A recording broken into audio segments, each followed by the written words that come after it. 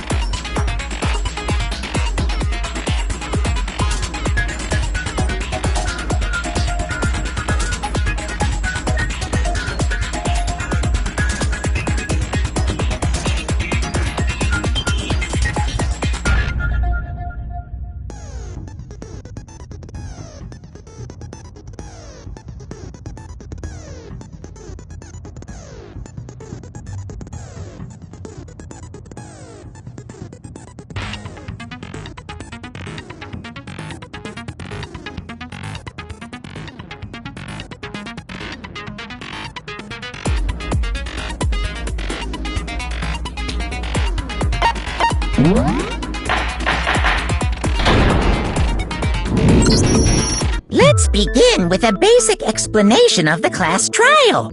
So, your votes will determine the results. If you can figure out who done it, then only they will receive punishment.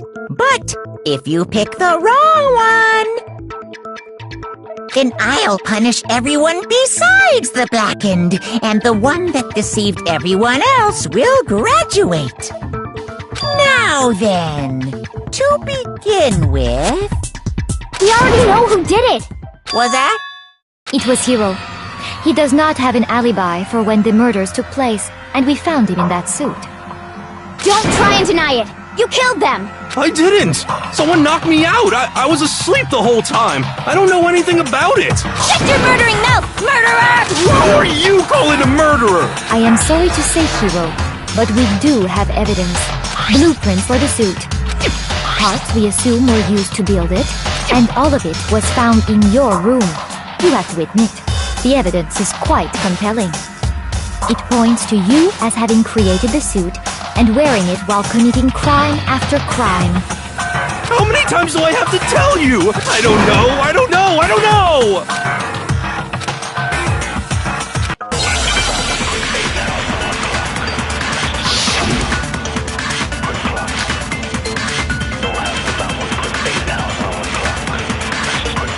Everything we found in your room.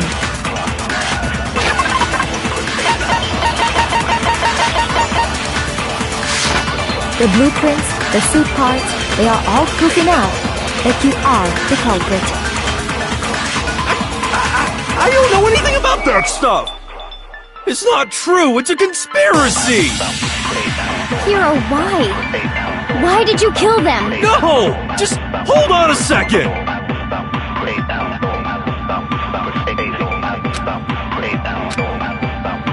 Everything we found in your room. The blueprints, the suit parts, they are all that you are the culprit. It's not true! It's... Hiro, why? No! Just hold on a second! Everything we found in your room. The blueprints, the suit parts... No, it's wrong!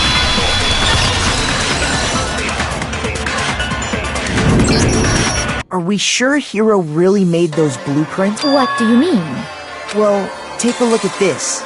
It's the note that Hiro wrote, asking everyone to meet up after Alter Ego disappeared. The handwriting's obviously different, wouldn't you say? When you compare it to the blueprints. There's no way you could think the same person made both of them. Unless that person made it a point to disguise their handwriting. No, the differences are bigger than that, I think. Come on! I'm not smart enough to think of trying to change my handwriting anyway. So Makoto, are you saying you don't think Hiro's the culprit? And he's not the only one. I think Hiro's innocent as well. Then who was in that Robo-Justice suit? Is it like Hiro said? Was there really someone running around in a second suit?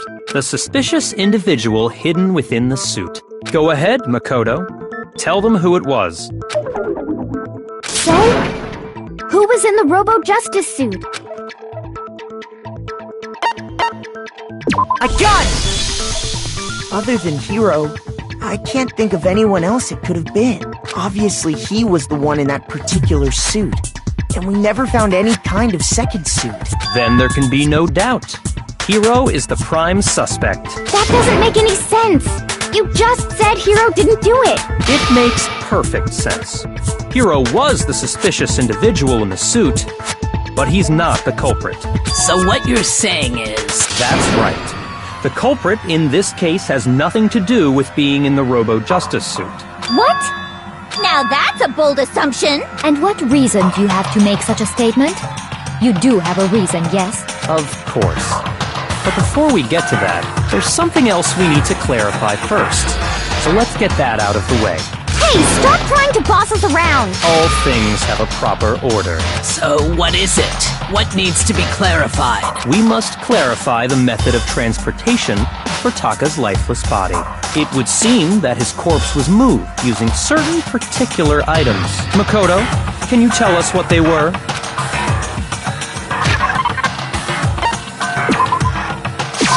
I got it!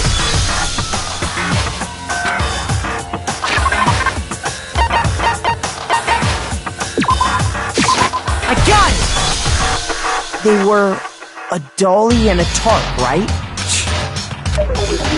So, let's see if I can explain. Taka's body disappeared from the equipment room, and then we rediscovered it in the repository. And when we found it for the second time, it was wrapped in a blue tarp, right? It was the same tarp that, up until then, was stored in the equipment room. So the killer must have seen it there, and decided to use it when they moved Taka's body. That way, they wouldn't leave any bloodstains while they were moving it. Okay, that explains the tarp. And the dolly? Same thing. I'm sure the dolly was in the equipment room when we first found Taka's body there. But when the body disappeared, so did the dolly. Later, when Taka's body reappeared in the repository, so did the dolly. In other words, you think they used the dolly to move the body. Am I right? But are you sure you are not mistaken? Huh? Are you absolutely positive the dolly was in the equipment room when we found Taka's body? That dolly was made specifically for moving large objects between the repository and the art room. It would be very strange indeed to discover it had made its way to the equipment room. Is it not possible that it was in the repository all along, and you simply didn't realize it? She's raised an objection. How do you respond? There is no shame in being wrong. Nobody expects much from you anyway. We have all accepted the fact that you rarely understand what is going on around you.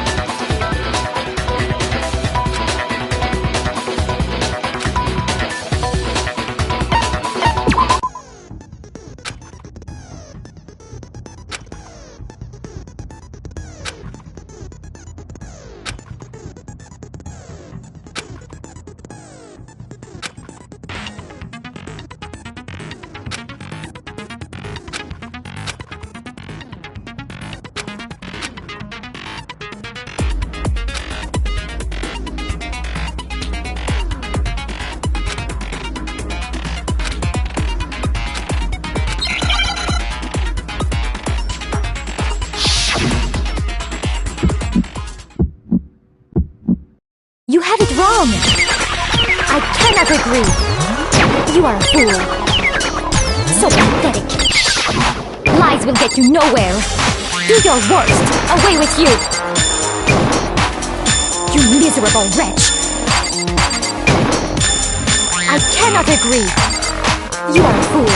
Lies will get you nowhere! Do your worst! You miserable wretch! You have it wrong!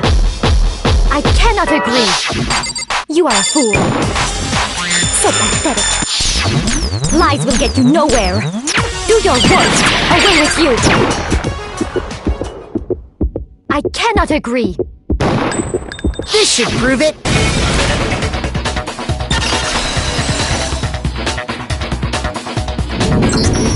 If you're asking for proof that the dolly moved, I have it right here. When I found the dolly in the repository, one of the wheels had a blood stain on it.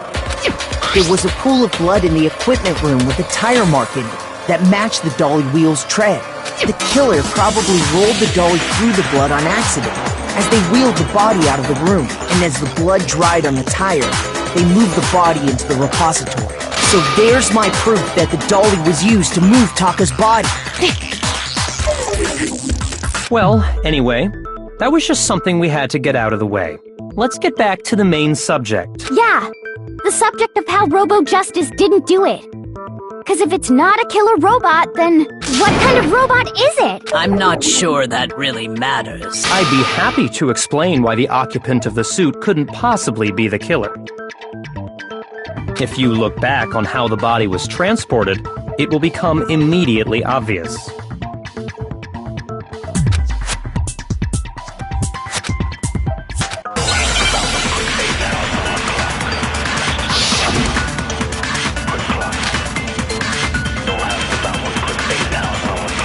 As we know, Taka was killed in the equipment room. And from there, the body was moved to the repository, correct?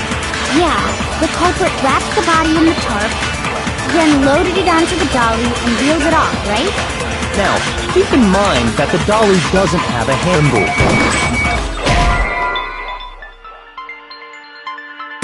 Shoot! As we know, Taka was canned from there. Yeah, then loaded it onto the... now, keep in mind that the dolly... Well, yeah, but even without a handle, all you'd have to do is bend over. No, that's wrong!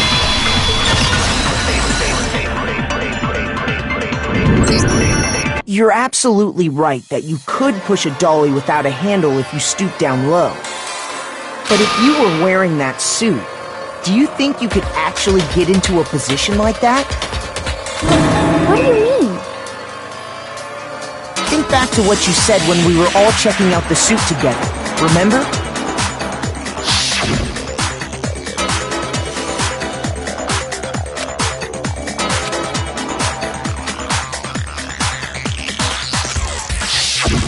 When you're in that suit, not only can you not see your feet, but you can't even bend at the waist. Am I right about that? Now that you mention it, yeah. It seems like it'd be awfully hard to push that dolly if you couldn't bend over. Well, what's to stop you from simply pushing the dolly with your feet? When you can't even see your feet? You really think someone could kick the dolly all that way? Yeah, it'd be totally impossible! Not that I can say for sure myself. On top of that, if you were wearing such a rigid, cumbersome suit, it's very unlikely you would have the dexterity to go about wrapping the body in a tarp. Well, I mean, isn't that just a matter of taking off the suit when you're ready to move the body? I got it! I don't think taking off the suit was an option. If you remember...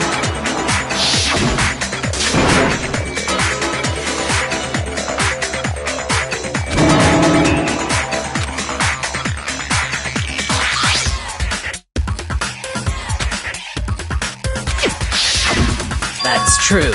It seems impossible to put the suit on or take it off without help. Then, you really can't take it off by yourself?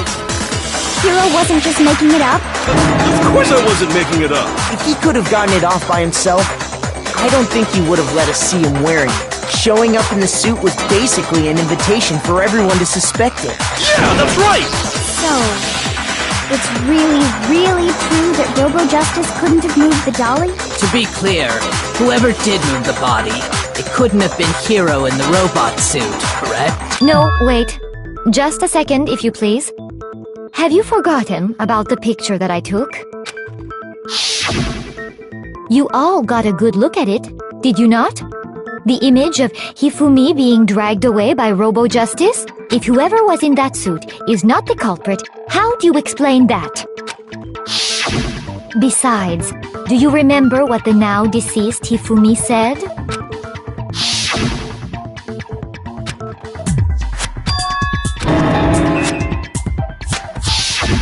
So long as those facts exist, the proper conclusion is beyond question. The individual inside the suit and the culprit are one and the same. It was Hero, without a doubt. Yeah, that's gotta be right.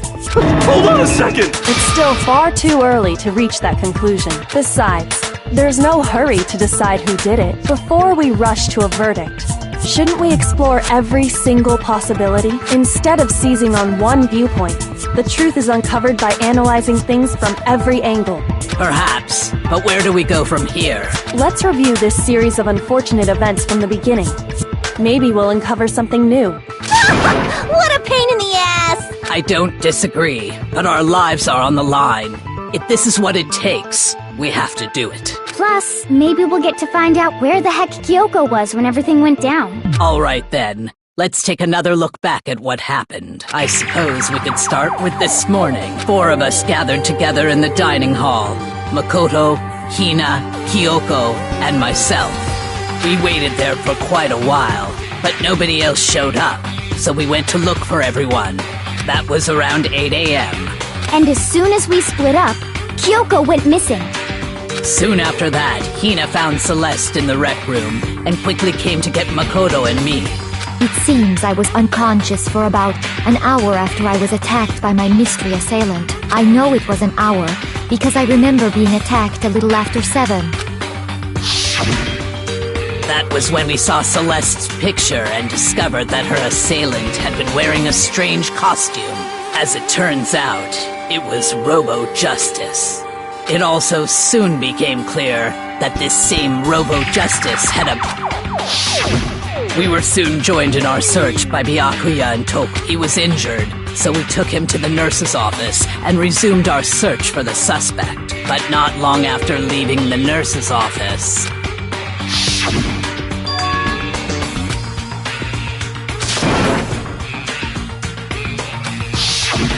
When Celeste told us that, we decided to split up and search the second floor. And soon after that, I saw someone moving around on the 3rd floor, and I yelled out to everyone as soon as I did.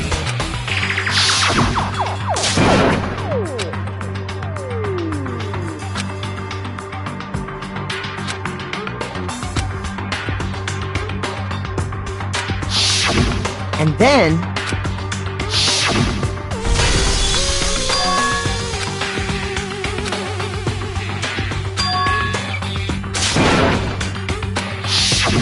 At that point, we decided to divide up into 2 groups. Celeste, Hina, and I went back to the nurse's office, while Sakura, Byakuya, and Toko chased after the suspect.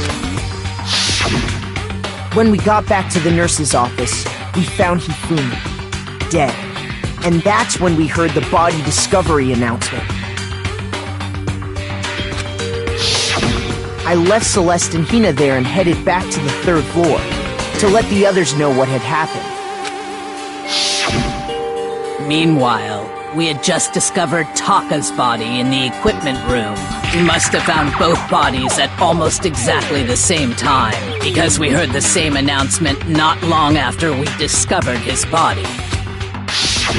And that's when I told you guys about Hifumi. Then the 3 of us headed for the nurse's office. But right after we left the physics lab, we ran into Celeste, who'd arrived after us. And she told us something very surprising. We rushed back to the nurse's office and saw that she was right. Then we remembered we'd left Toko passed out in the equipment room, so we hurried back again.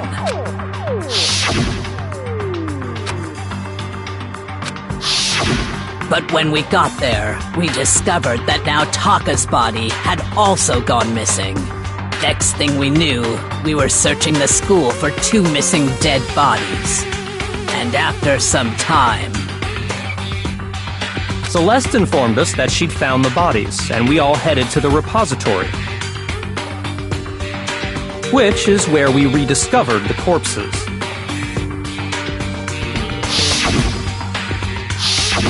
I think that about covers it. I see. The whole thing sounds exceptionally complicated.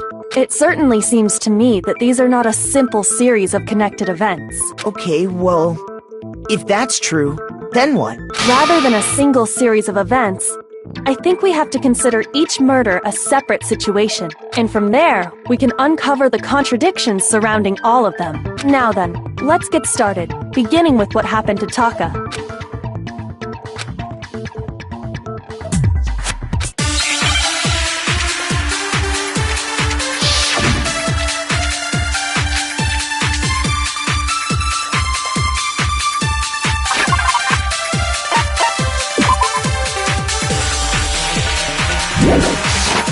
So, regarding Taka's death, I wonder if he died before Hifumi, or perhaps it was after? We already know what order they were killed in. Taka came last. What makes you say that? Because of the numbering of the Justice Hammers. It's true that Hifumi was killed with Justice Hammer 3, while Taka's death came from a swing of Justice Hammer 4. See? So it's obvious Taka came after.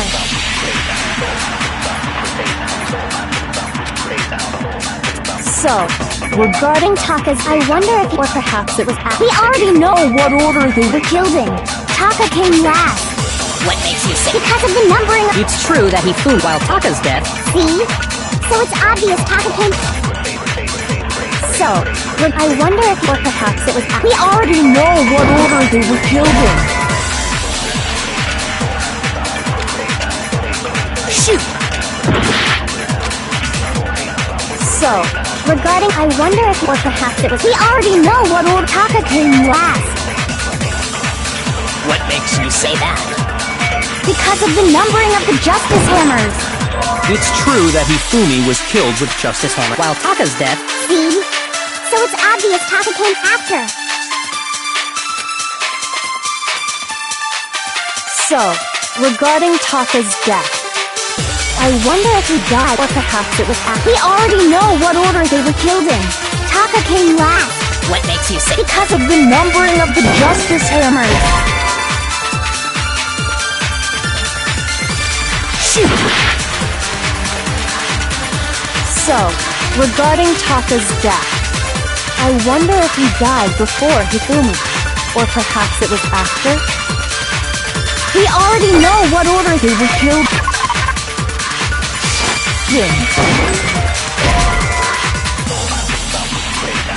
Shoot! So, regarding Taka, I wonder if he died before, or perhaps it was. We already know what order they were killed in. Taka came last. what makes you say that? Because of the number. It's true that he flew while Taka's death. See? So it's obvious Taka came after. So, regarding Taka's death,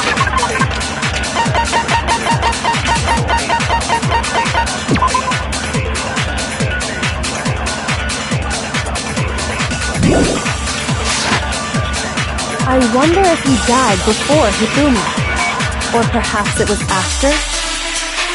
We already know what order they were killed in. Taka came last. What makes you say that? Because of the numbering of the Justice. It's true that he flew while Taka's death. See? So it's obvious Taka came after. So, regarding I wonder if, or perhaps it was. We already know what order they were killed in. Taka came last. What makes you say that? because of the numbering of the Justice. No, it's wrong!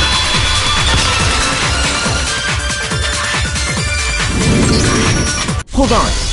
There's no reason to assume that the hammers were used in the same order as their numbers. If anything, that's just another way the killer tried to disguise their actions. So you're saying the culprit wanted us to think the hammers were used in order, but in reality, Taka was killed before Hifumi? Okay then, let's see the proof.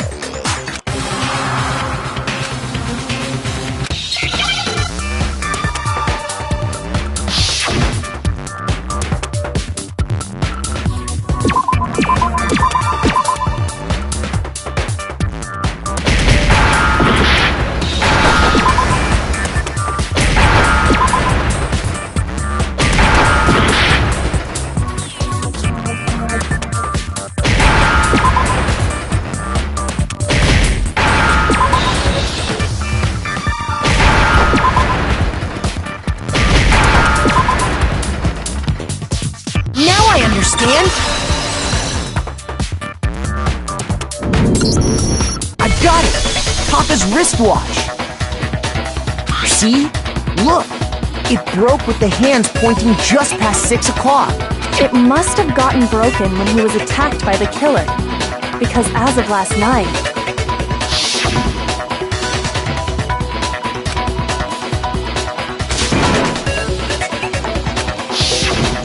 so if it wasn't broken after 6 last night, then he must have been attacked around 6 this morning. And that would be his official time of death. But if that's true, then he was killed well before Hifumi. And before Celeste was attacked this morning, which happened around 7. That's right. Taka was killed before any of the other incidents took place. That simple fact slipped past all of us. We made the wrong assumption about the order of events, all because of those justice hammers. That's exactly why the culprit wrote the numbers on each hammer and had them increase in size. That way, when we saw how they were used in each incident, we'd easily make that wrong assumption. Now, if Taka was killed around 6, then everyone's alibis for his murder go out the window. Because when he was killed, we hadn't met up in the dining hall yet. That may be true in the case of Taka's murder, but all of our alibis still hold true for Hifumi's death. That's right. With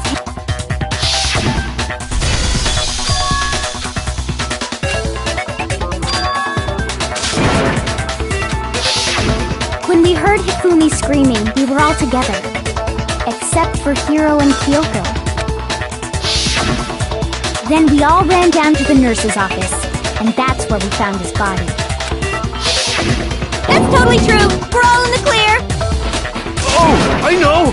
They must have recorded him screaming on a tape or something, then played it later on! If that's true, where's the tape? I don't know. Don't just go making stuff up! Anyway, we all have rock-solid alibis for when we heard Hifumi scream. Since all of us were there together, clearly none of us could have killed him. And it does not stop there. There was also the moment when we discovered his body had disappeared. When his body vanished from the nurse's office, Hina and I were in the bathroom together, while everyone else was in the equipment room, correct? And then there's the disappearance of Taka's body from the equipment room. At that time, we were all gathered together in the nurse's office because of Hifumi going missing. Hell, don't forget! I was passed out in the equipment room the whole time! Wait, then what if Genocide Jill did it? She could have dragged Taka's body out of there right then! Even if she could pull that off, there's no way she could have done the same with Hifumi's body. Because, as we just established, she was passed out in the equipment room when his body disappeared. Besides, I didn't do either of them anyway! In other words, it is impossible that any of us could have killed Hifumi or moved either of their bodies. On the other hand, Hiro and Kyoko had disappeared, so they most certainly could have done those things. For now, we can't get fixated on who did it, or we'll just keep going around in circles. So instead of who, I propose we start talking about how. In particular, I think we need to figure out how Hifumi's body got moved. That's true. We searched everywhere, but we couldn't figure out how to explain his body disappearing. And according to what Celeste said,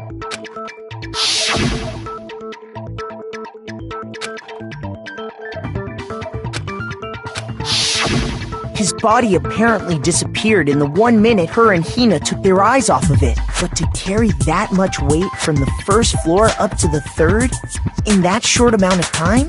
Oh man, yeah! There's no way! It'd be impossible! Well, what if I told you there was a way to make the impossible possible? What? How? If the dead body were to move itself. The dead body moved on its own? No! Not another... No! I don't think it has anything to do with the occult. I think what she's implying is we thought Hifumi was dead, but perhaps in reality he was still alive. He was alive? Are you saying Hifumi wasn't carried out of the nurse's office, but simply walked out on his own? But I mean, we found his body. He was dead. Perhaps he was simply playing dead. That it isn't possible.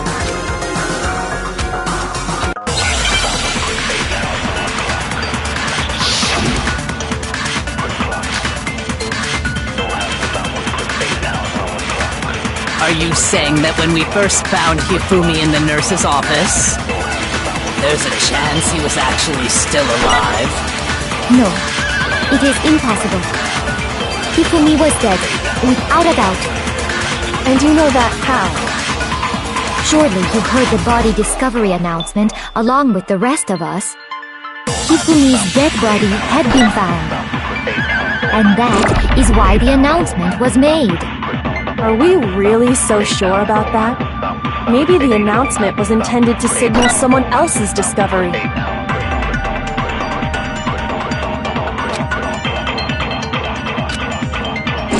Are you saying that when we first found Hifumi in the nurse's office, there's a chance he was actually still alive? No, it is impossible. Hifumi was dead, without a doubt. And you know that how? Surely you heard the body discovery announcement. Along with the rest, Hifumi's dead body had been found. And that is why the announcement was made. Are we really so sure about that? Maybe the announcement was intended to signal someone else's discovery. Shoot! Are you saying that when we first found Hifumi in the nurse's office, there's a chance he was actually... No, it is impossible. Hifumi was dead. And you know that...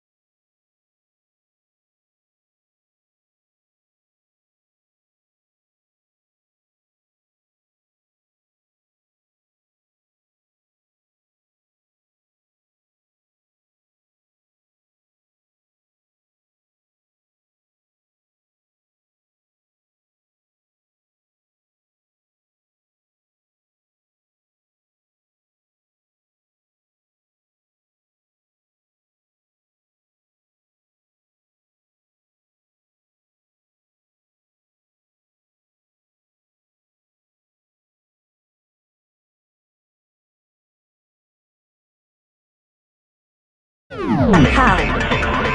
Surely you heard the body of Hifumi's dead body had been found that...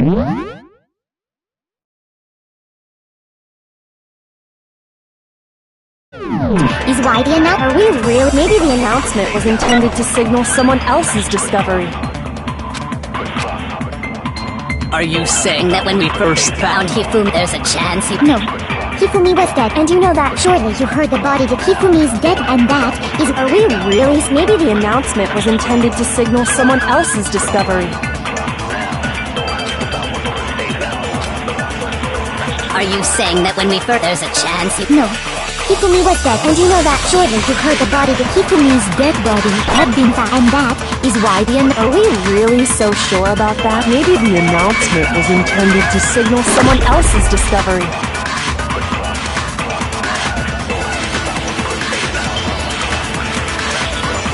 Are you saying that when we first found him, there's a chance he was... No. It is impossible. Hifumi was dead. Without... And you know that. How?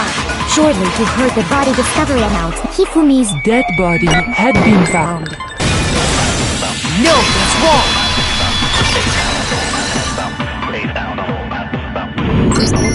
Was the body discovery announcement that was made really intended for Hifumi? Of course it was. The announcement played right after we discovered his body.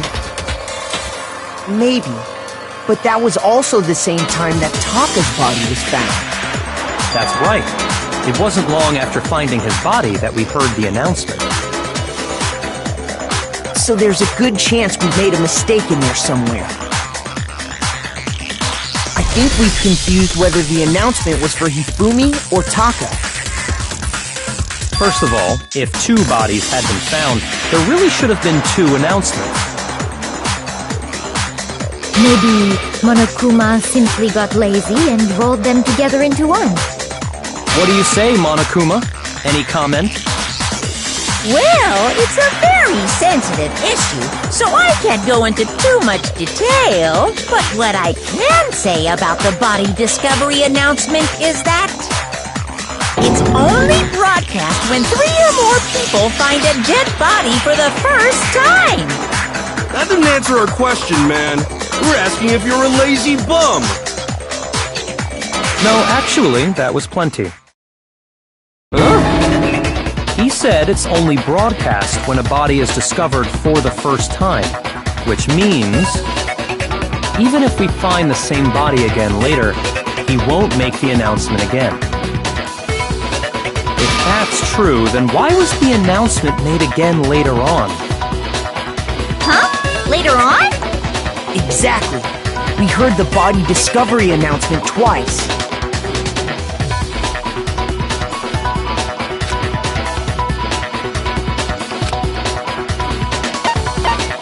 I got it! We heard it a second time in the repository, when we rediscovered the 2 bodies.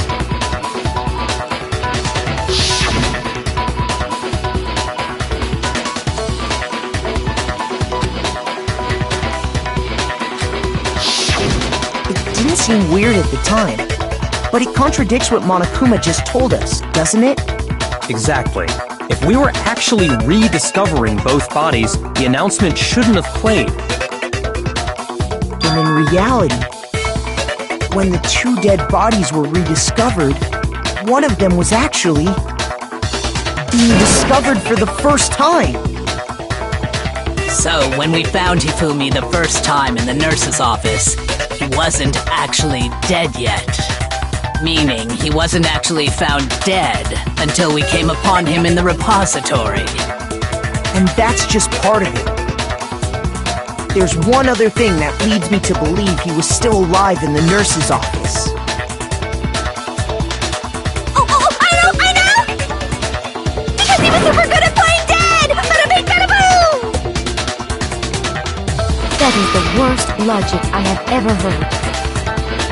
But honestly, I do not think there's anything that can prove he was still alive.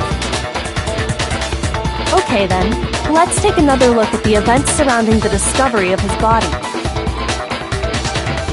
Then it should become clear whether he was really alive or not. This whole thing is pointless.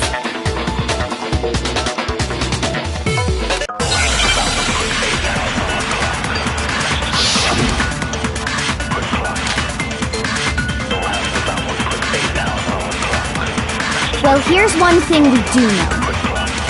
The first time we found Hifumi's body was in the nurse's office. And then, while me and Celeste were in the bathroom, his body disappeared. And the next time we saw his body, it was in the repository.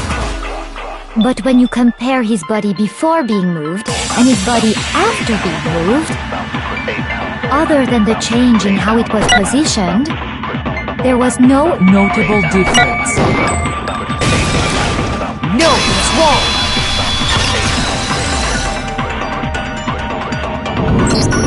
In fact, there was one clear difference between Hifumi in the nurse's office and the repository. His glasses. That fact alone proves that he was only playing dead in the beginning. Perhaps you'd like to fill the rest of us in? When we found Hifumi in the nurse's office, his glasses were covered with blood.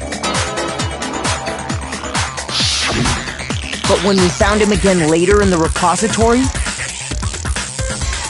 they were spotless. And I found the item he used to wipe them clean in the nurse's office trash can.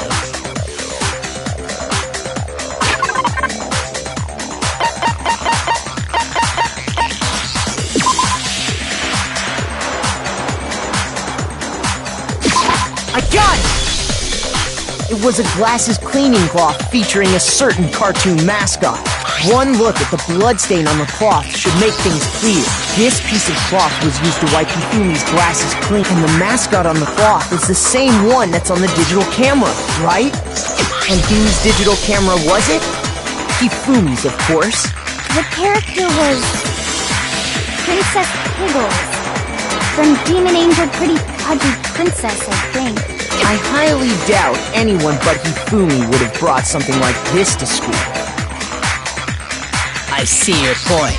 And the only people here who wear glasses are... I wouldn't be caught dead using a tacky piece of garbage like that. A few tissues is all I need to keep my glasses clean. Then there's no question. It belonged to Hifumi. So what you're saying is... what exactly? What I'm saying is, the blood on his glasses was wiped away using his own glasses cleaning cloth. Even if that is true, it does not mean he wipes the blood off himself. But who would benefit from a clean pair of glasses other than the glasses owner? That's a good point. Then it must have been him, right? So let's assume that Hifumi was still alive in the nurse's office. He pretends to be dead. Then when he's alone, he wipes his glasses clean so he can see. Then he stands up and walks out on his own 2 feet. And with that, the impossible task of moving his copious corpse becomes possible, wouldn't you say? But then, if he was just pretending to be dead, what was with all that blood? Was it paint or something? The fridge in the nurse's office contains packs of blood for emergencies. He probably used one of those. He figured if he was gonna play dead, he should go all out. So he just dumped it everywhere. But he got crazy with it and had to wipe his glasses off when he was done. God, what an idiot! And if Hifumi was still alive at that point, the disappearance of Taka's body is easily explained. It should be perfectly obvious who must have moved Taka's corpse. I got it! It could only have been Hifumi. While we were all gathered in the nurse's office, he went to the equipment room and took Taka's body. That also explains how the door to the repository got locked. The door was locked? Well, after the bodies disappeared, we all went looking for them, right? So me and Sakura headed for the repository. But when we got there, the door was locked. And the repository door can only be locked from the inside, which means when Hina and Sakura got to the repository, someone was already inside. And it could only have been Hifumi, who just finished stashing Taka's body there. He convinced us all he was dead, and when he saw his chance, he dragged Taka's body to the repository. So, Hifumi wasn't just another victim in this case. He was one of the assailants. But that means he took part in the murders. I just can't believe it. If you're having trouble, would you like me to show you one more piece of evidence? There's more? Oh, absolutely. The single biggest fact pointing to his involvement has yet to be revealed. You know what I'm talking about, right, Makoto? The item he took off of Taka's lifeless body?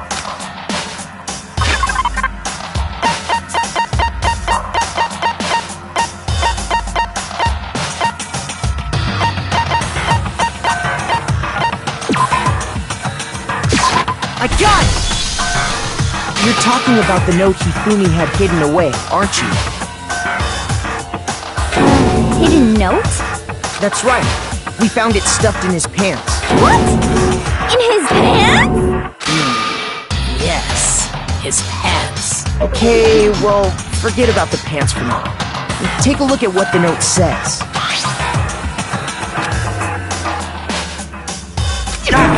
That's the note I was telling you about. The one that told me where to go. Huh? Wait, this one's a little different. In my note it said, Monokuma can't find out, so don't tell anyone else for now. Let's meet in the rec room at 1 a.m. I see. Then this note isn't the same one Hiro got. It's not the same? In other words, the killer got in touch with another person besides Hiro, and that person could only have been... I got it! That's right! Taka! The killer used this note to draw out Taka and murder him. Hello? Over here! Objection! Objection! I don't really understand what's going on, but Hifumi had that letter, right? So whoever wrote it wasn't drawing out TikTok, they were drawing out Huffy! Just to be clear, TikTok is Taka and Huffy is Hifumi, right? Ugh! Yes! Why must you ruin it every time?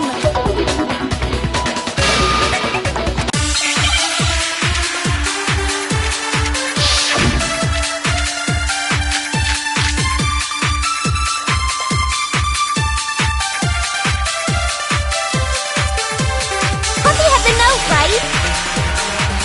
Then the person it was intended for must have been Huffy! But remember what the note said. What time did it say to meet? 6 a.m., I believe. The time doesn't matter! The note has nothing to do with TikTok! No, it's wrong!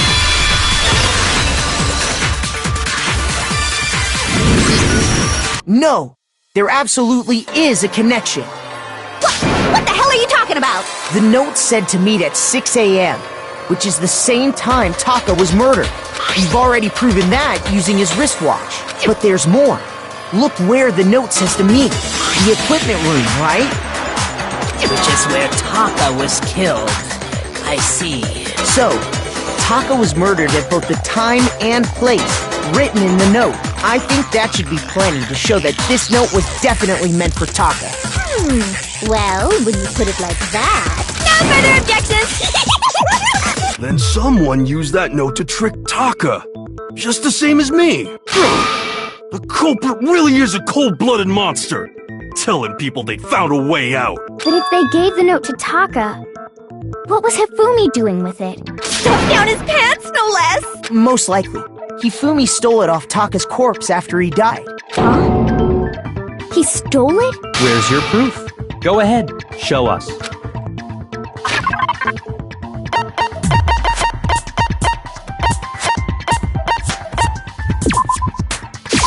I got it! When I searched Taka's body, I saw that his lifeless hand was gripping a small scrap of paper. If I'm right about this, the sheet of paper this piece came from is... I knew it! It fits perfectly with the note we found hidden on Hifumi. Then Taka's scrap and Hifumi's note... Yup, they're from the same piece of paper.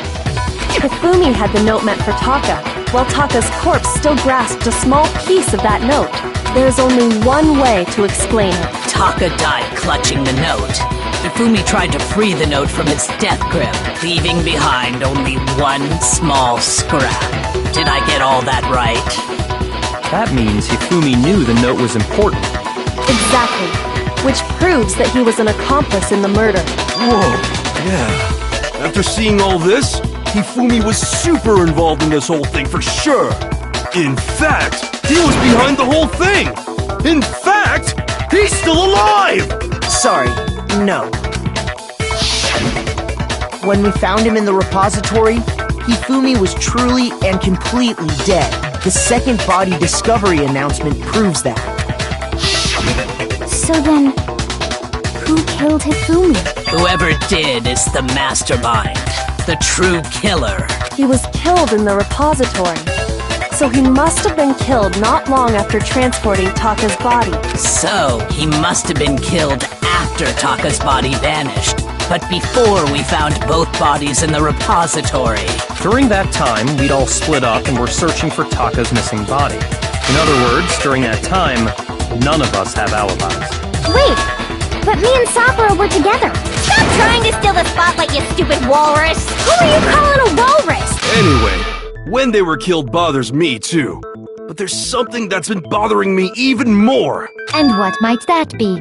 The weapon they used to kill Hifumi. The weapon? Yeah, because I mean, according to the Monokuma file, the way Taka and Hifumi were killed was almost the same, with them having similar fractures and all. But Justice Hammer 3 and 4 were still laying around in the nurse's office and equipment room, right? So if Hifumi was killed in the repository, the culprit would have had to grab one of the hammers, kill Hifumi, then put the hammer back where they found it. But wouldn't that be seriously risky for him? I'm surprised. It seems there's some semblance of a brain knocking around that skull of yours after all. Hell yeah, it's packed in there good and tight. He's right, though. I don't understand it either. The Monokuma file makes it clear that they were killed using similar instruments. But if the hammers were already laying around those other rooms... So the question is, how could the culprit have gotten their hands on either of the hammers? Personally, I haven't a clue. So which hammer was used to attack Celeste? Number 1 or number 2? Those were accounted for in other rooms too. And I don't think either one is big enough to kill someone. Then, Is it not possible they used a different weapon? I don't think it is possible. They were both killed with the same kind of thing, right? So then, what was used to kill Hifumi?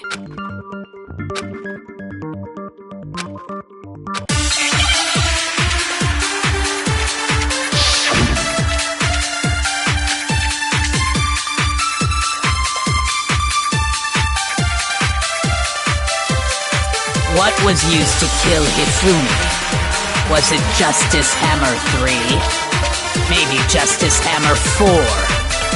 Well, whatever it was, there's one thing we have to figure out. How was the culprit able to move around so freely with the weapon? How did nobody witness them carrying it? Sounds like a Justice Hammer 5 is about to make its appearance! Check out murdergear.com/hammertime for more info! Well, one thing seems pretty clear. The murder weapon had to be one of the Justice... No, that's wrong!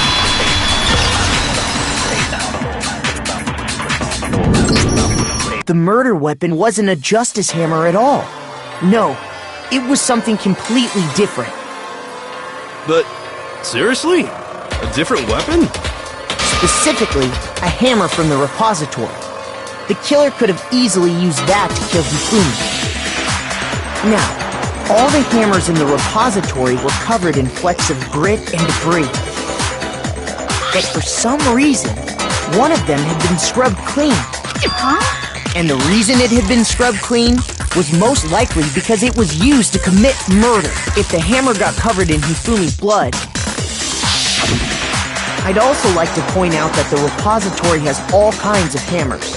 Big ones, small ones, and even some flat mallet-like ones. I think whoever made the Justice Hammers used those as a basis for their design. If that's true, that would explain the Monokuma file's note about the wounds being similar. So Hifumi moved Taka's body to the repository, where someone then used a hammer to kill him. Whoever did that is the true killer. The one Hifumi was working with. And the one who betrayed him. Hold on a moment. I still think it's strange to assume someone was working together with him. The way the graduation rule works, there is no benefit to helping someone else carry out a murder. So the idea that anyone would work together like that is simply ludicrous. We talked about this, did we not?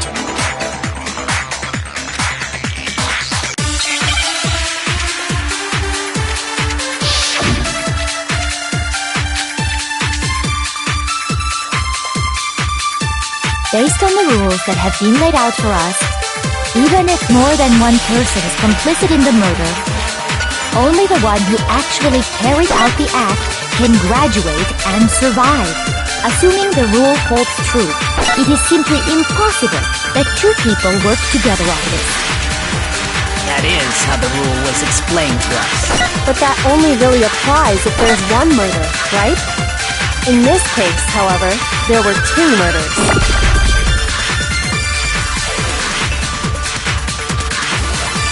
Based on the rules that have been laid out for even if more than one, only the one who actually, assuming the rule holds true. It is... No, that's wrong!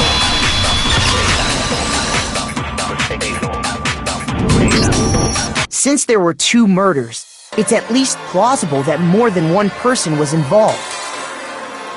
What do you mean? If there'd only been one murder, then yes, the idea of an accomplice isn't really worth considering. Naturally, if only one person can be saved per murder, an accomplice has no risk versus reward benefit. Risk versus reward benefit? The payoff for working together. The reward that balances out the risk of taking part in a scheme. There's no point in being someone's accomplice if there's no benefit to you. However, if there were some potential mutual reward for the risk, then cooperation becomes possible. You're saying that two people could act as each other's accomplices to commit two separate murders. I think that's what the true killer told Hifumi. They would each have an accomplice for their crime, and based on the case's events, Hifumi would have been the first one to act. They made him carry out the first murder so he couldn't back out of helping them later on. So in this case, there wasn't one single person committing multiple murders. Instead, each person killed someone, creating two separate incidents. And it only looked like one person because that's how the true killer designed it to look. A single suspicious individual, a similar weapon used in each crime, disappearing bodies. By creating one seamless set of circumstances, they made it look like one person was behind it all. The mastermind picked their target and managed to convince him to go along with their plan. And then, to avoid the no accomplices rule, they simply killed their accomplice. Which, if true, means that betraying Hifumi was part of the plan from the very beginning. That's just awful! How could anyone be so cruel? You think so? I can't help but admire its cunning. Still, their choice of accomplice seems odd.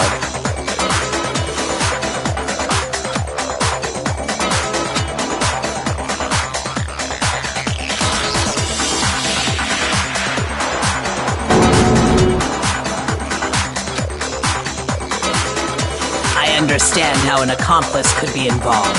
But then, who was the one pulling Hifumi's strings? That's problem numero uno right now!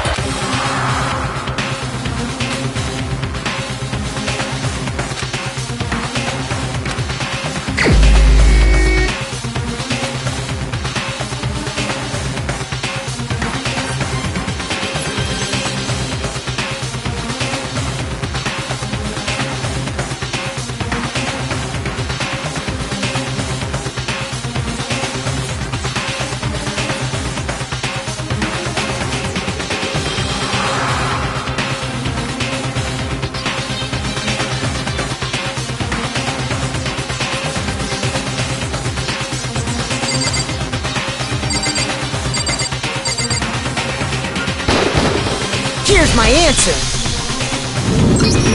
It was Celeste. So I'm the suspicious individual now, am I? I really do hate this kind of joke. A joke? I wonder. So what you are saying, then, is that I specifically chose to work together with Hifumi. The idea that I would choose to spend any amount of time interacting with him, that I would go within 10 feet of that Shit for brains, that lazy, worthless, goddamn idiot! Pardonnez-moi. Just to be clear, there is evidence to support it. Is that so? It is. Throughout the investigation, there was certain behavior that was common only to the two of you. Considering what we've learned so far, it only further proves that the two of you were working together. I got it! The behavior they had in common has to do with the suspicious individual in the suit, doesn't it? The only ones who ever actually saw Robo-Justice firsthand were Celeste and Hifumi. Shush, the adults are talking now. Sorry. As he said, only Celeste and Hifumi ever laid eyes on the costumed individual. If we accept that Hifumi was one of the culprits, we can't help but suspect what Celeste has said as well. Are you saying everything they told us was a lie? After taking Hifumi to the nurse's office, we all began our search for this individual, correct? And not too long after that, do you remember what Celeste said?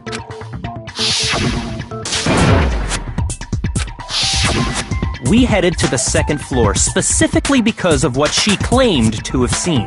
Next, to draw us all to the physics lab up on the third floor, She let out a blood-curdling scream. and when we'd all come to see what was wrong, what was it she said?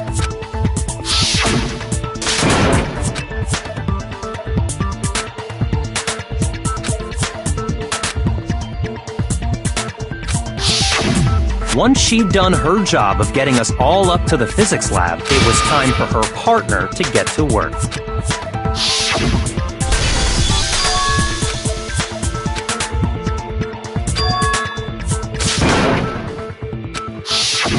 It was to get us to divide into two groups, so that we would discover both bodies at the same time? In fact, Celeste was precisely the one who proposed that we split up.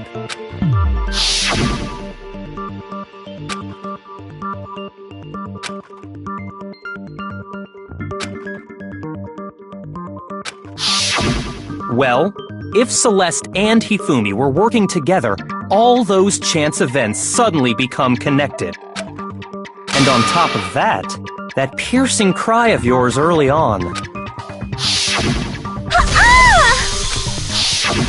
That was to signal Hifumi, wasn't it?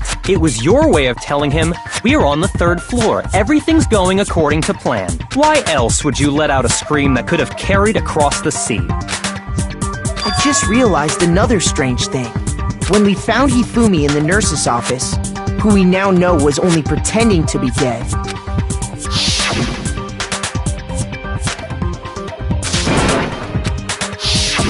Celeste, you were the first one to say he'd been murdered. You wanted to make sure we wouldn't have any doubt in our minds. I don't believe it! Everything! The whole thing was one big act! Hina, you were with Celeste when Hifumi's body disappeared, right? Yeah? I was... Wait! Then that was... She wasn't worried about you. She just saw a chance to help Hifumi sneak out of the nurse's office. Each piece isn't much by itself, but start putting them together and the picture gets very ugly indeed. Wouldn't you agree, Celeste? I have no idea what you mean. Don't bother trying to deny it. You made one fatal mistake. Oh, did I? I didn't even catch it myself when you first said it, but looking back, I can say that that one little slip-up was your undoing. What? I'm talking about what you said after Hifumi's body disappeared and we returned to the nurse's office.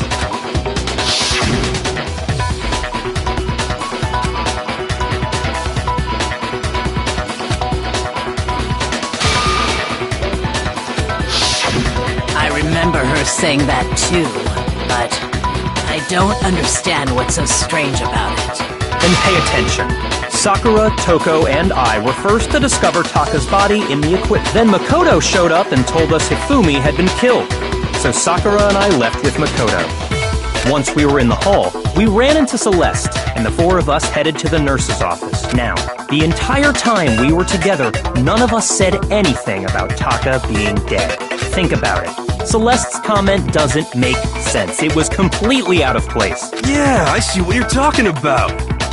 although I don't really get what it means. You hear that, Celeste? Everyone's having some trouble understanding. Could you repeat what you said? If you're really not the culprit, you shouldn't have any problem repeating it, right?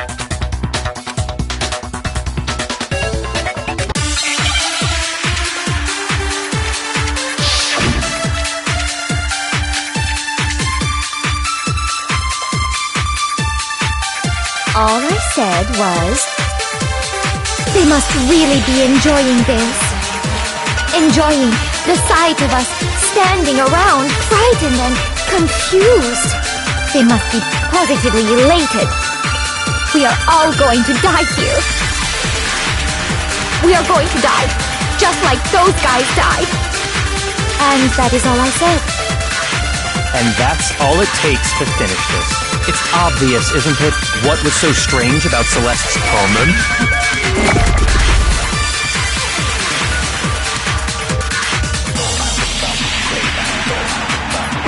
All I said was, they must really enjoying the sight of us standing around. They must be positively elated. We are all going to die here. We are going to die, just like those guys. No, he's wrong.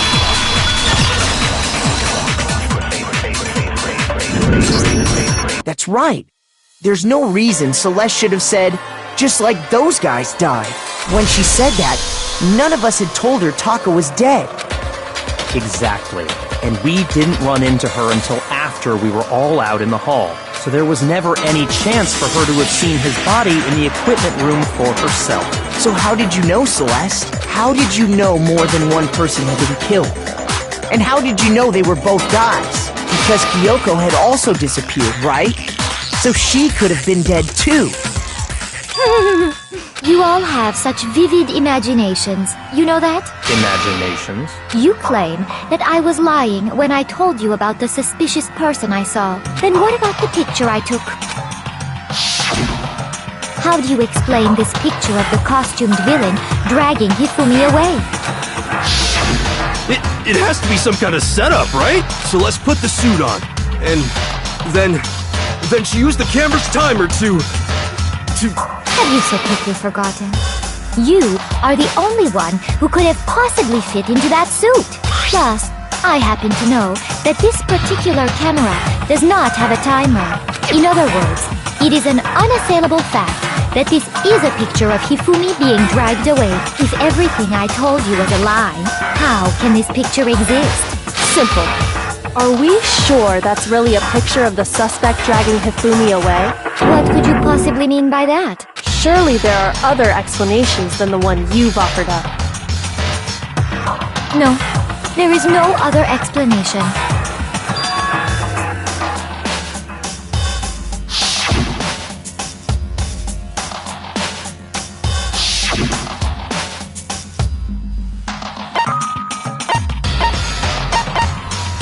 I got it! It's not a picture of the suspect dragging Hifumi away. I would say it's a picture of Hifumi dragging the suspect away.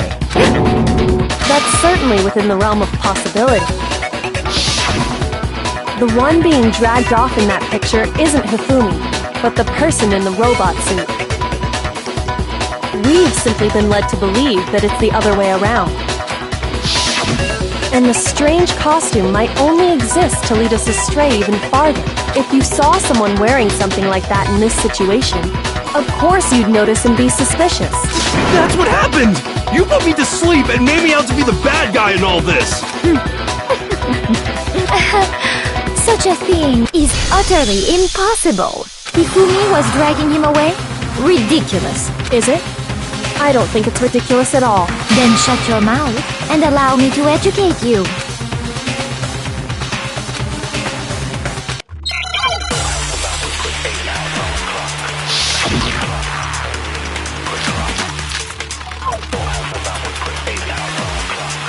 You dressed me up in that suit after I passed out! Then you just draped me across Hifumi and had him carry my weight! You tried to make me look like the bad guy! Like I said, ridiculous. As you can see in the picture, the suspect is standing perfectly upright. If the person inside the suit was unconscious, There's no way they could Stand up straight like that. No, it's wrong.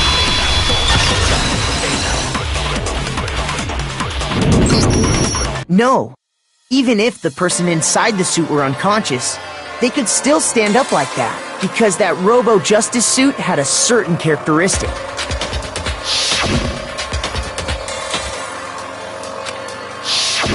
That's right! They totally made a mistake when they made it, so it couldn't bend at the waist. I'm not so sure that was a mistake. I think the suit was designed from the beginning to be used the way it was. Celeste and Hifumi took the suit they'd specially designed and stuffed Hiro into it. That's how they were able to fake that whole thing. The point of it all was to make us believe whoever was in the suit was to blame. Well then, I suppose this is checkmate. Checkmate?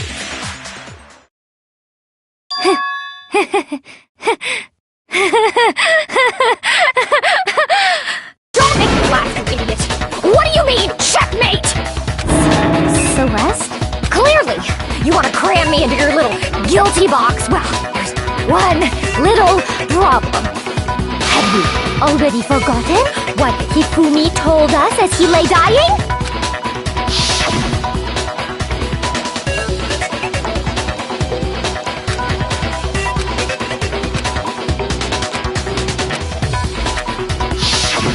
When we asked him who had attacked him, his answer was quite clear, was it not? He said, and I quote, Yasuhiro. In other words, Yasuhiro Hagakure! Right! But my name isn't really Yasuhiro! It's actually Taro! Your confusing statements don't make any sense. You're only making things more complicated. He did say Yasuhiro, but are we sure he was really pointing the finger at Hiro? What the hell are you talking about? I'll burn you alive! Kyoko, what do you mean by that? Think back to how Hifumi used to talk to us. How did he refer to each of us? I got it! That's right! Our last names! He called us all by our last names! Exactly. I know I heard him say Mr. Naegi more than once, for example. So if Hifumi did mean to say Hiro's name, he would have said his last name, Hagakure. I'm sure it was just incidental. By chance, his first name. Indecent? Don't talk. Random chance. Now isn't that a convenient explanation? No. There's no reason to think he would have said the name any different than normal. But he must have run out of energy before he could say any more. So Hifumi was trying to tell us the last name of whoever killed him? But the name he said doesn't apply to anyone here. Well, no. Hold on. There's one person it could apply to, and that's Celeste. She never actually told us what her real name is. What did you just say? To think you'd take your false accusation so far, I don't know whether to laugh or spit! Come on! Enough with your idiotic blather! Yasuhiro is a loser's name! Do I look like a loser to you? Well? Do I? What? I think I've earned the right to be a little on edge. Okay, then fill us in. What's your real name? Make sure your ear holes are wide open and listen up! My real name is Celestia Ludenberg. Could you please stop making me repeat myself over and over again?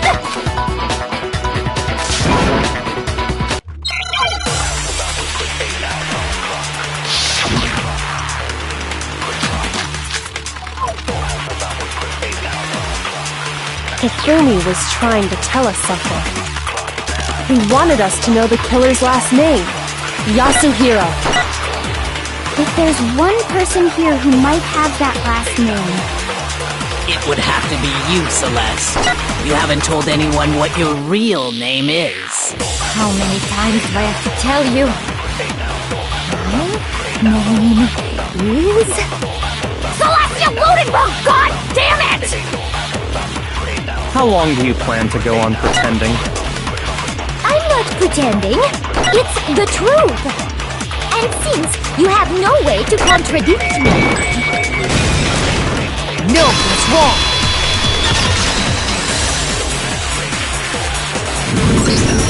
That's it! The handbook! What? Anytime you turn your handbook on, it shows the owner's name when it boots up, right? Monokuma told us all about it before.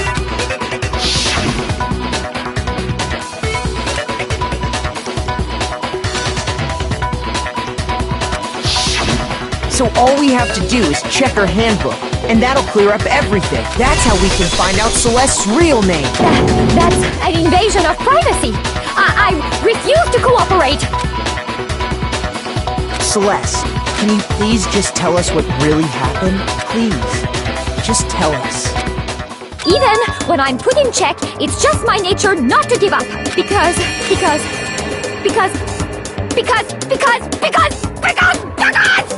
Until the game's over, you never know what might happen! Fine then.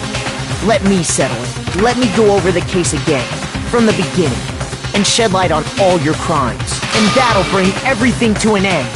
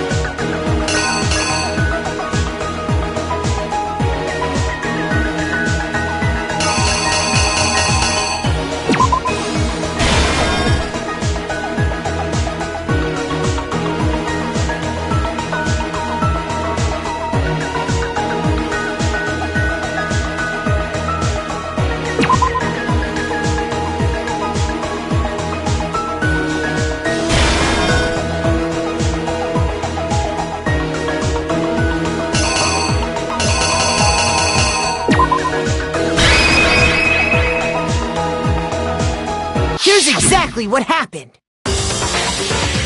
Before anything, the killer persuaded someone to help carry out the murder. And that person was... Hifumi. With an accomplice, the killer was able to execute a number of otherwise impossible schemes.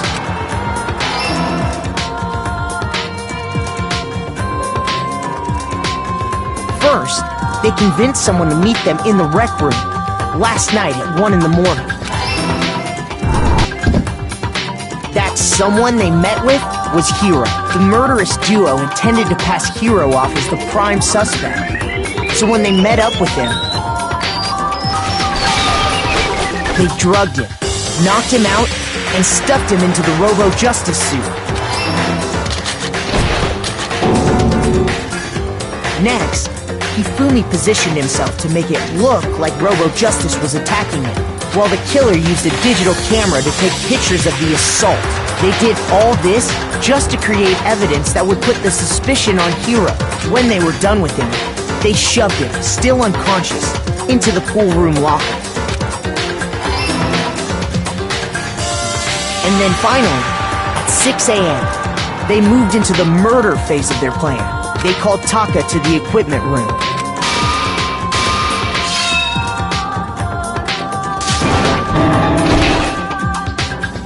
And that's where Hifumi killed him, making it the scene of the first murder. The murder weapon was Justice Hammer 4, which was left there in the equipment room. The reason Hammer number 4 was used was to create confusion about the order of the crimes. So, next they falsified 2 more assault incidents. For these attacks, the killers pretended to be the victims, to solidify Robo-Justice as the suspect. The first fake incident was the attack in the rec room. There, the killers wanted us to see Justice Hammer 1, and the Robo-Justice pictures they'd taken. They wanted to make sure we bought the surprise attack story. The second fake incident was the attack in the library. This time, they planted Justice Hammer 2 and an injured Hifumi to sell us that story. With these 2 incidents, the killers were able to create a certain preconception in our minds that the suspect was increasing the size of the hammers and attacking people in order as they did. We fell right into their trap and started looking for the suspect based on that. But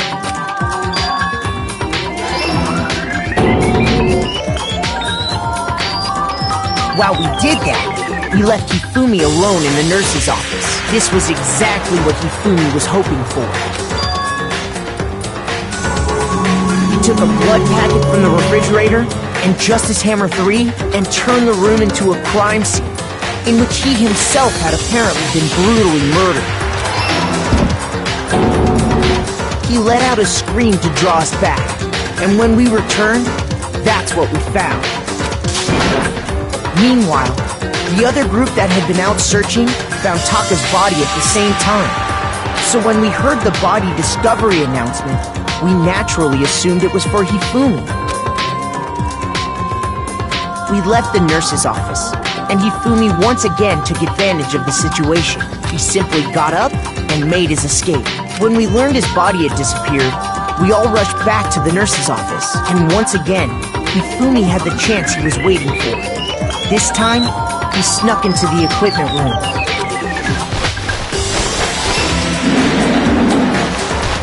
He wrapped Taka's body in a tarp and used the dolly to move it all the way down to the repository. That explains how each of the bodies disappeared. But even Hifumi didn't know what the true killer had in mind for their final act. Their plan all along was to kill Hifumi and get rid of the one person who could betray them. And they did it using an ordinary, everyday hammer from the repository. That should cover everything that happened in this case. And the villain behind it all is...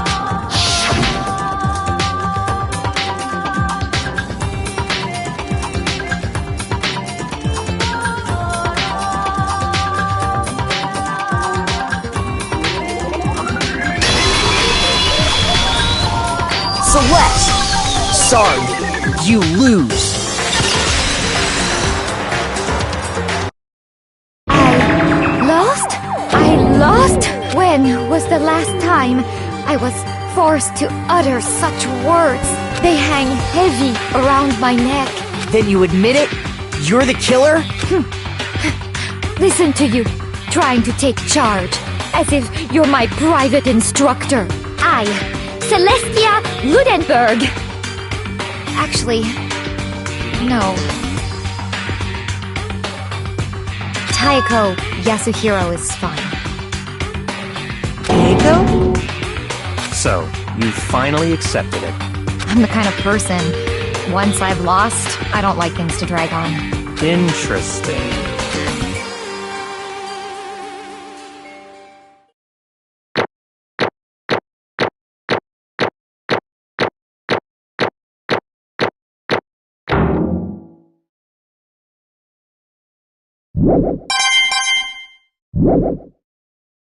Okay, Monokuma. I'm ready to begin. Or, no, I suppose this is the end, isn't it? It is indeed the moment we've all been waiting for. Time to vote. Okay? Okay. If you would, please locate your lever and cast your vote. And when the votes are tallied, who will become the blackened? Will you make the right choice or the dreadfully wrong one? What's it gonna be? What's it gonna be?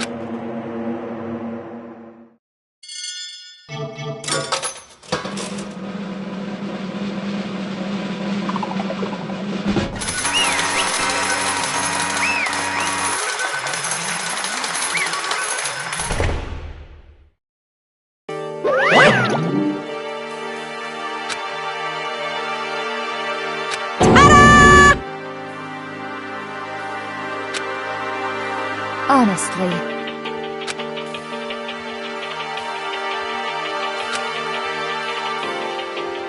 I knew it.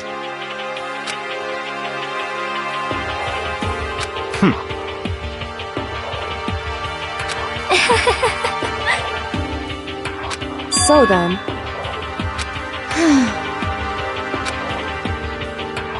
Indeed.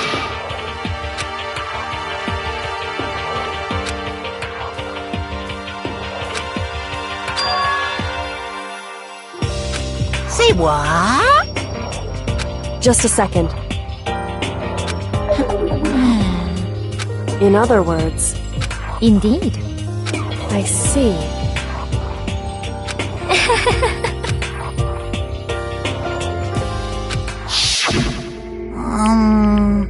Actually... What? Are you okay with this? So then...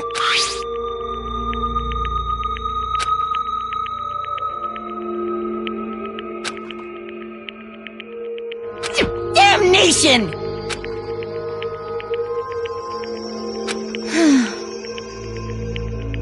Say what? As for me... As for me... What? Damnation! Say what?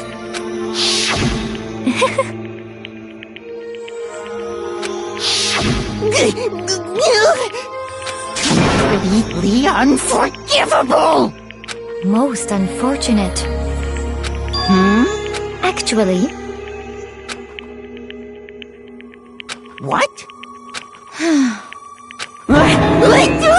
Indeed. Completely unforgivable! Honestly. I swear I will save her! Actually...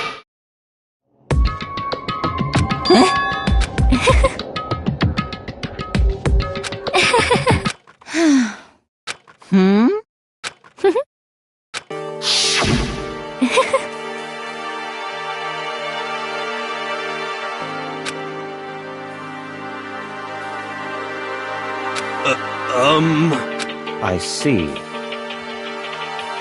Indeed.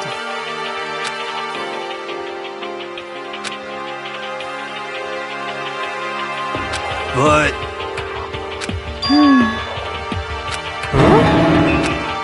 see.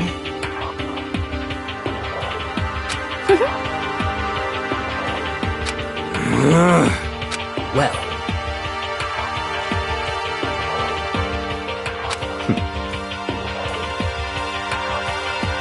Are you okay with this?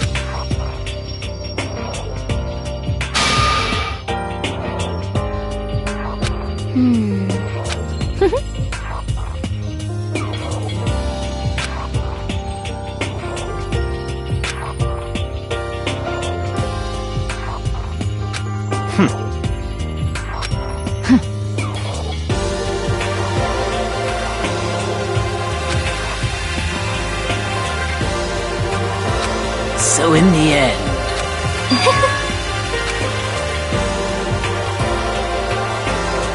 What the heck? Well, Don't be mean! I wonder about that. Why? What the heck?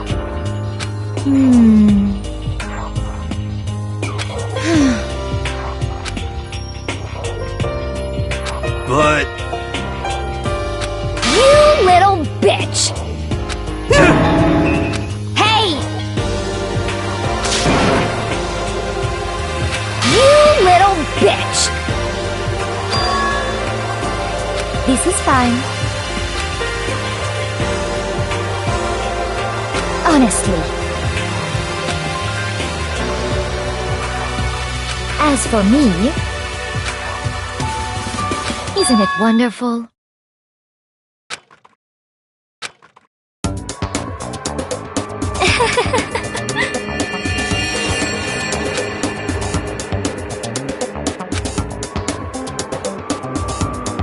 This is fine.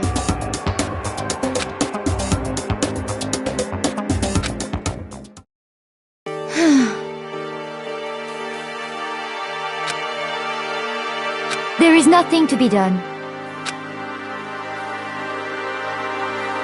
Just the worst. Oh! Do you understand?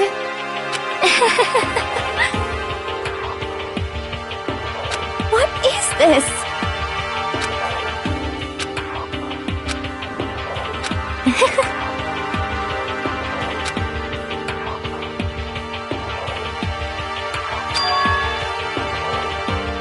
Yes, indeed. Isn't it wonderful? Hey...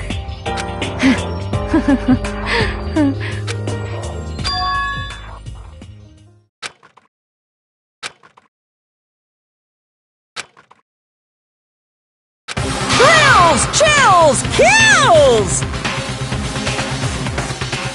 Now then, I've prepared a very special punishment! Let's give it everything we've got! It's punishment time! I guess I'll let Kyoko hold on to this. What? Will it really give you the hope you're looking for? I can't say I ever saw it that way. Which is why... Actually, it's not important. Well then, take care, everyone. Perhaps we'll meet again, in another life.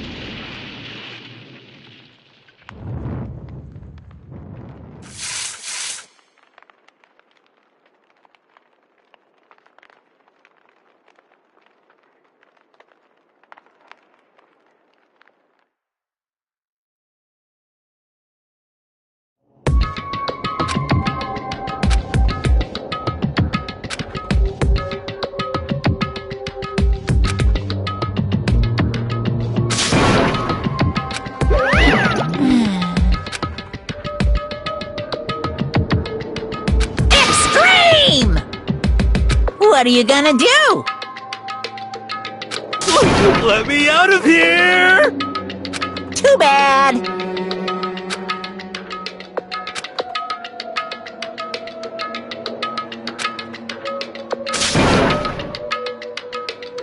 How strange.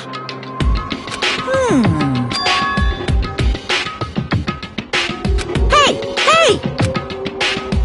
Wah-wah? So then, you...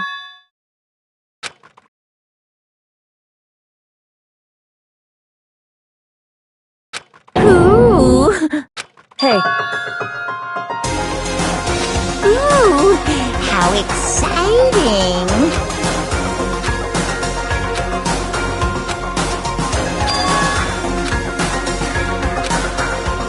Hello. Well? See ya later!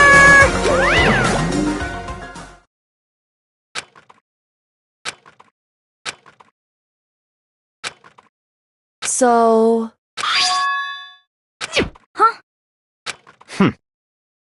Hey, Indeed.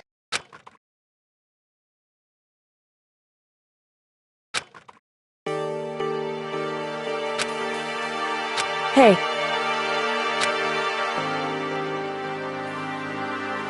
What? so... Come on.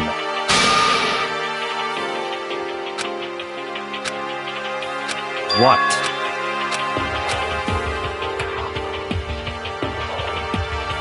Goodbye. well then. Yo!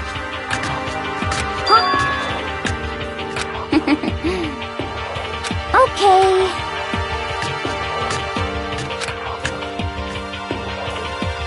Shall we go? So then,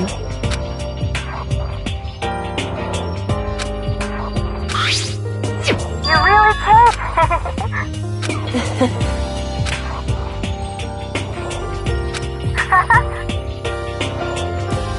So,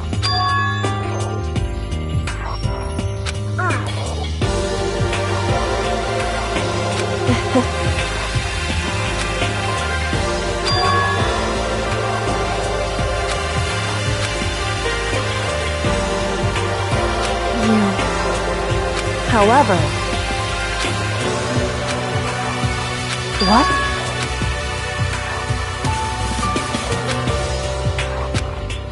Indeed. What?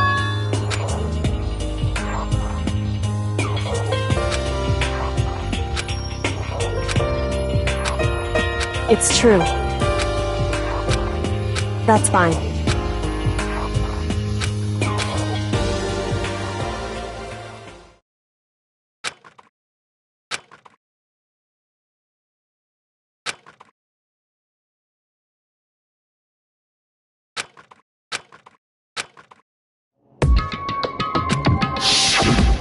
Correct.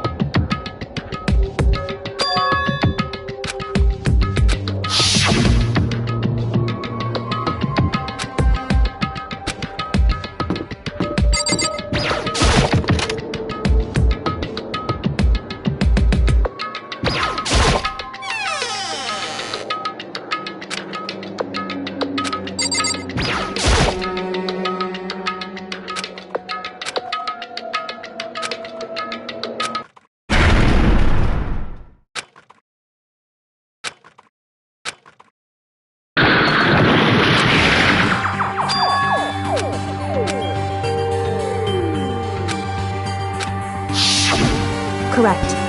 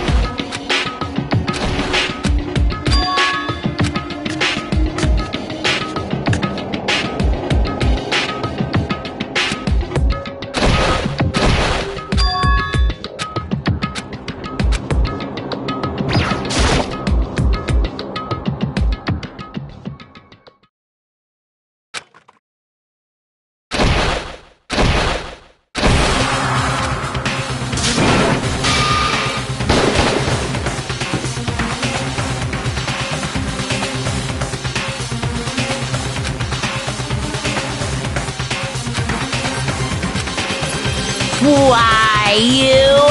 What do you think you're doing?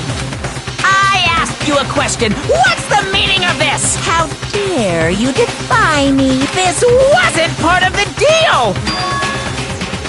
I've made a decision. I will no longer retreat, no longer compromise, no longer regret. I've made my decision. I'm going to resist you. Okay, but you do realize what will happen if you go through with this, right? You haven't forgotten, have you? What I'm holding hostage?